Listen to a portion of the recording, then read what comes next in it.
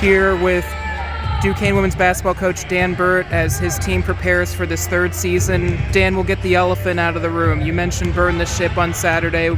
You and myself on the other side are wearing Viking helmets. Just tell us more about burning the ship and what it means to be successful in that. So burn the ship is very simply, there's no retreat.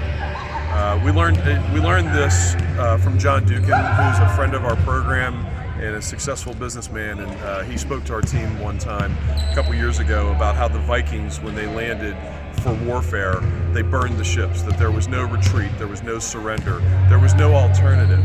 And that's the way that we've looked at this March in the Atlantic 10 tournament since we've planned our season way back in July and August of last year.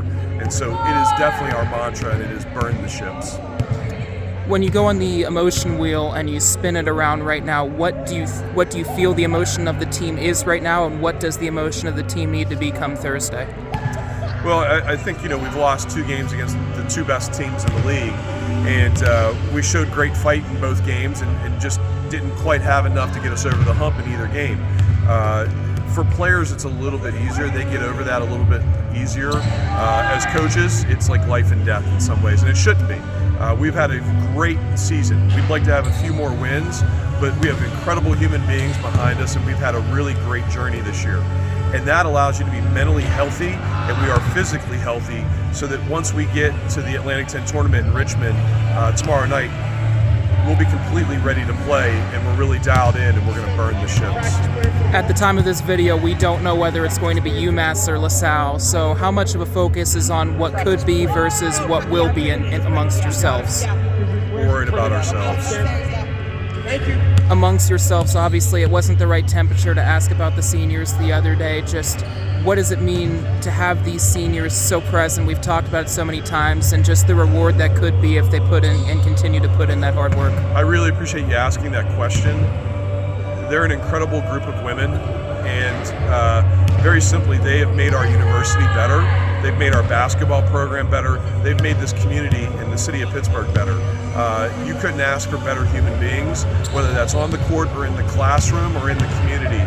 They have done an incredible amount in their time here at Duquesne, and I hope that all of them will end up being here in Pittsburgh as they get older. But obviously, some of them are going to go on and play professional basketball. We have Amaya, who's having her PA degree, which is like a doctor, being a doctor, and we have another one, Yanni Townsend, who's working on her doctorate, and we'll finish that shortly. Lauren's going to go on and play professionally, so is Precious, and Selma's going to go home for a year, and hopefully we'll have Selma back in some capacity with us in our program. But again, they're incredible women, and they have touched our community and touched our university in a way that maybe no other class has. I want to take a very sharp left for just a second. Obviously, this doesn't have anything to do with you, but the news about Davidson last week and just how crushing it is with just the joy that they had in the season they had, that it ended the way that it did.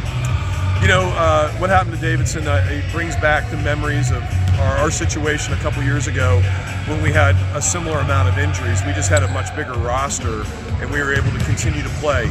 I really feel like, in a sense, I suffered some sort of PTSD from that, because when you hear one of your kids scream because of an ACL tear on the last play of practice 2 different times, and in a game near halftime you hear another player who's one of the toughest players you've ever coached scream out loud, and some of the other injuries. We went through something similar over about a 16 month period, and that really affected me and affected our program.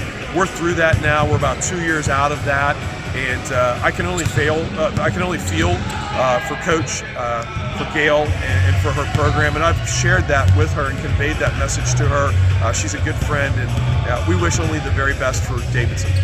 We've talked in the past, you mentioned it last year at the 50th anniversary celebration, just the standard being back, and there were some similarities to that NCAA tournament team in 15-16, just whether it's mentality, success, whatever it is. What similarities do you see from that squad versus and obviously reminded of it in January, how much were you reminded of that squad with this squad? I think the talent level is very similar. The depth level is similar. We might be a little bit deeper with this group. I haven't compared players or teams a whole lot to one another, so I don't like to get into that.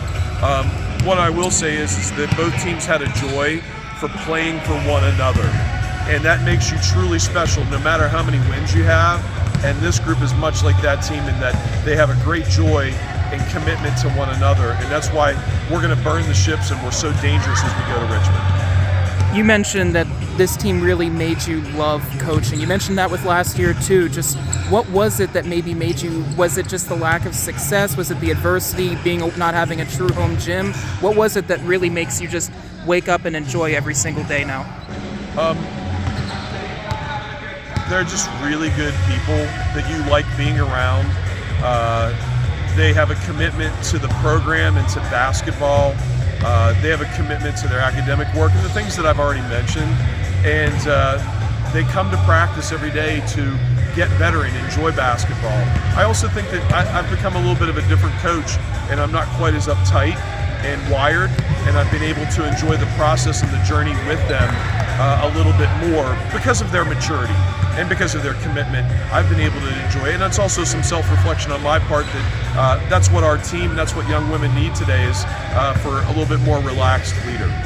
Can you take me back to those extended breaks with during non-conference into the Dayton game and in between, just the decisions you made to maybe slow things down and let them see the game for themselves a little bit more, and how crucial those have proven now? You know, we never stopped believing in our program and our players and who we were and where we wanted to be.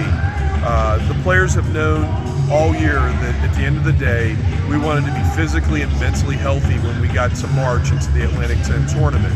And so it's a process where you might have a skid like we did right before Christmas. And probably the best thing that ever happened to us was to go into Christmas break and forget about it. Really wash it off by being with friends and family during the holidays and coming back renewed. And we were able to do that. And I was really happy with what we did right after the conference break. And you know, this last break towards the end of February, I thought was going to benefit us. Hindsight's a little bit 20/20. I don't think it did, but I also think it has less to do with the break. It has more to do with the two opponents that we played, who are very, very good basketball programs in Richmond and St. Joe's.